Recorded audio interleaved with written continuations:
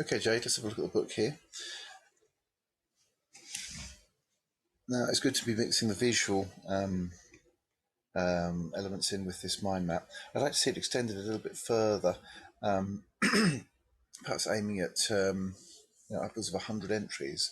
I think at times you have some exciting ideas, but you're quite reluctant to sort of give them the space on the page, or you're quite cautious about putting them down. In fact, they've got a lot of potential and they've got a lot of interest in them. So I would suggest taking a little bit more of a chance in terms of how you speculate about what could be the result of this thinking in this mind map, and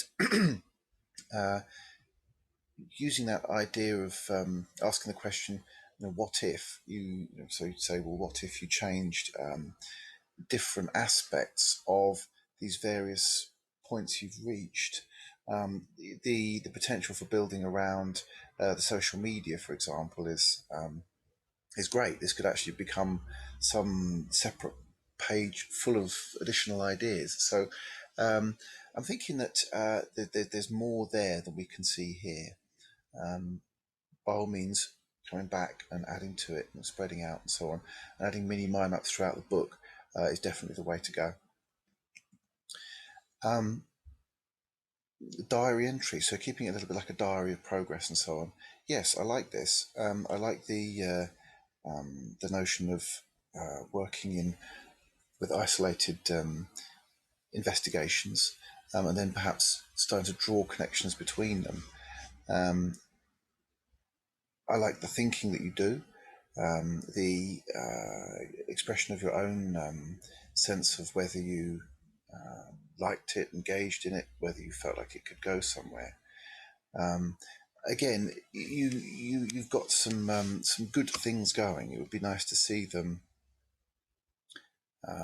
really extend out into all the possibilities, and it doesn't necessarily mean there has to be a sort of immediately obvious logic to it. It could be that they are just sort of maybe even half-formed thoughts and questions. But it's nice to see you piece the different parts together. It would be nice to think of some of these as outcomes, so having them separate, happy accidents also. So even if the intention wasn't to necessarily have them as separate pieces, the way you've arranged them, there's something quite intriguing about that. A story could be written around what you have created here, and and you've got quite a narrative really going already with these pieces that you've made, and so as a sequence of events, as a sequence of photographs, you could actually be having an outcome here. So I think basically what I'm saying is you've got a lot of good things, you've got a lot of good things happening here, and to give them room to breathe. Your own connection here straight away. So really encouraging to see that. The Mets guide give a little bit more room to. I think you can afford to spread things out. If you've got a mix of images that you've printed, words that you've written, facts you've gathered, and then maybe some sort of visual way of connecting them up, perhaps some shift in colour for the writing, would show how your thoughts are developing. Good to have this aspect in the book. Possibly a little bit of work on the extremes of the techniques that you've used here, but a good range of experiments. So now to Geoffrey Farmer, and I like the fact you've linked it to the theme. Again, more items in the mind map could certainly fit, possibly other little visual clues or cues showing where maybe the Geoffrey Farmer could head off when it's in your hands, where it could where you could take it, perhaps. So yeah, we need this filling up. Hannah Hock, it'd be nice to see, well, it's essential to see your own compositions here. So you're going to need to do a fold out. of collages to explore visually what Hannah Hock is about, and perhaps compare. In fact, definitely you need to compare to Geoffrey Farmer, and also give a little bit of background into surrealism and Dadaism. There's a good sheet on the website that you're viewing this on. You go to the group Year 12 Art and click through the presentation that's on that page, and you'll see links to some very useful documents that look into Dardai's and surrealism and how they're different. So good to see these pages again. I mean, yeah, the black and white, the other parts to it. I'd like to see a again a page, a separate page on this, where you've thought about what's behind or what could be behind the sculpture that you've made. So, in other words, printing up some kind of background, making some kind of background, taking the sculpture out and placing it somewhere, so that we've got a sense of the environment as well that the sculpture is going to be in.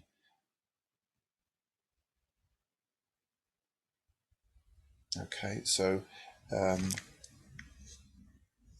I think acting on things that you're evaluating here is going to show development. So the thoughts that you've had about adding additional parts to it, they need to be acted upon, and there are marks that you're missing here in terms of demonstrating the developing of the idea and also the realization of a more complete outcome.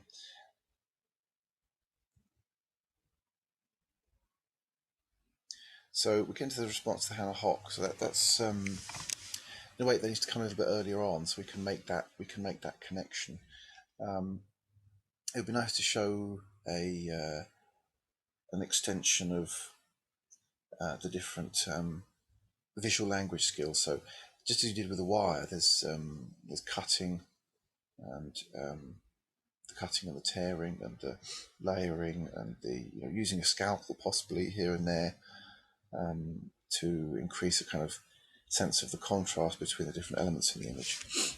That could be a way of pushing forward with the use of the visual language skills, and also exploring different processes and having a number of outcomes, I think, which are in response to the Hannah Hock. A number of I think it still needs another page, as I mentioned earlier, another page where you've got a range of experiments based on the Hannah Hock, so you can start thinking about how to evaluate one against another.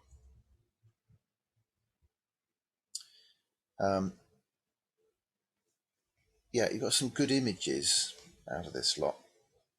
I wonder whether it's even now still cropping sections of these pieces to eliminate, I think, in a way, parts where the background interferes a little bit. Like we've got the sort of making of here, and it'd be nice to see the full images. I think overlapping is quite difficult to see exactly what's going on and how things are developed. So I'd maybe developed, given a couple of pages over to this one. So again, we can see your thinking as you've gone. First, you tried out, applying the colour. How did that work out? What did you do next? What were the complications with using the colour? And then the different stages of the lighting. So seeing how you were adjusting the position of the light, the position of the sculpture and so on to get different sorts of effects, and maybe even to have an A4 printout of some cropped down outcome, possibly with mind map coming off it, or mini mind maps coming off it, saying how you could perhaps alter or fine tune what you've done. I think that, again, that would sort of reach some higher marks in this particular one, and linking it, of course, to Maholinage and how his use of constructions and the light movement in them. It would be another opportunity, might be, to take a video of the light reflections when you're actually moving the object. So a short video clip perhaps might be interesting. Okay, so the what if one, a real key one here, and I think this is something to build on. And you've done a really good start with this. I think it's such a central part of the development of ideas that you're kind of speculating what could be. You're wondering about remixing visual elements, conceptual elements, and to create a sort of meaning that's more your own. So looking for opportunity to expand what we've got here is a way of ensuring that you're demonstrating that you're really pushing as far as you can on the on all fronts, on the development of a range of other ideas, that you're having an outcome, you're leading towards an outcome that is has a sense of your own style and your own sense of sort of individuality with how you're thinking, and that's emerging. I'd like to see that just emerge more.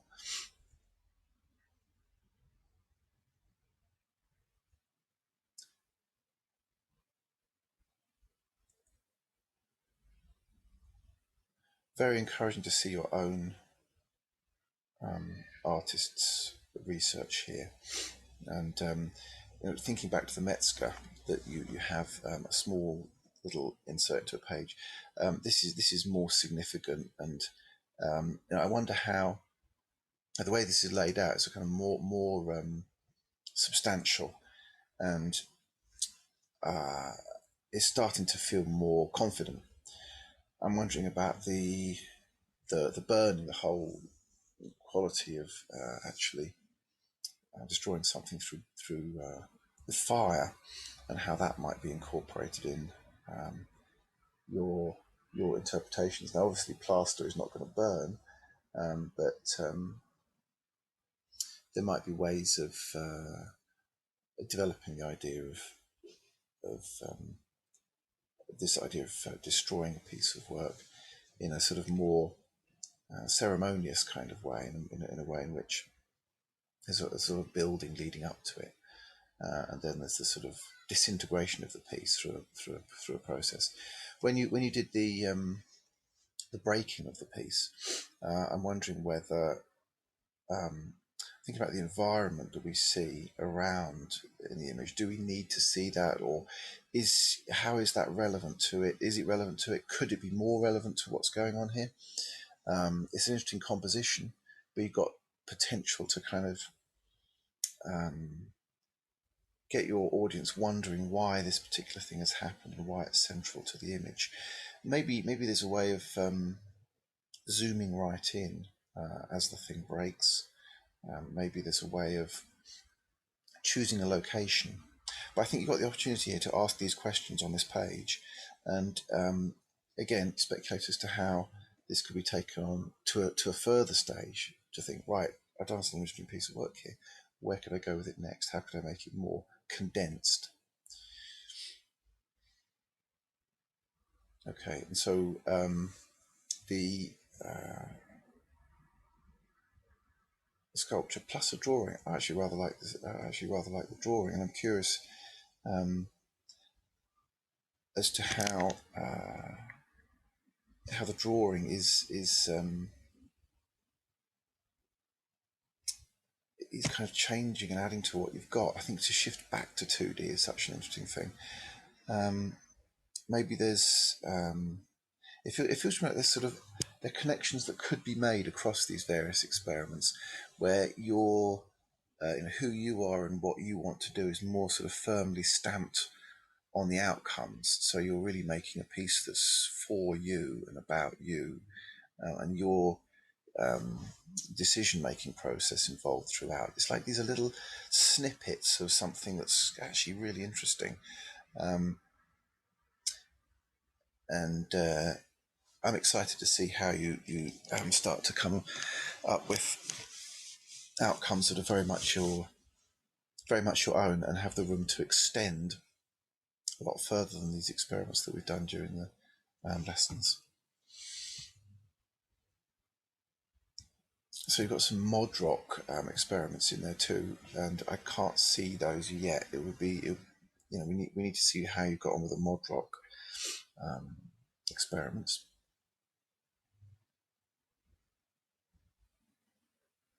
And progress into final pieces. So again, you found some fresh work, some fresh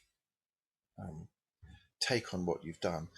I feel like a little bit like these are a kind of departure in a way from what's come before. I feel like there's which is fine. It's good to feel like there's a sense of the work that you've done now coming out of what's gone before.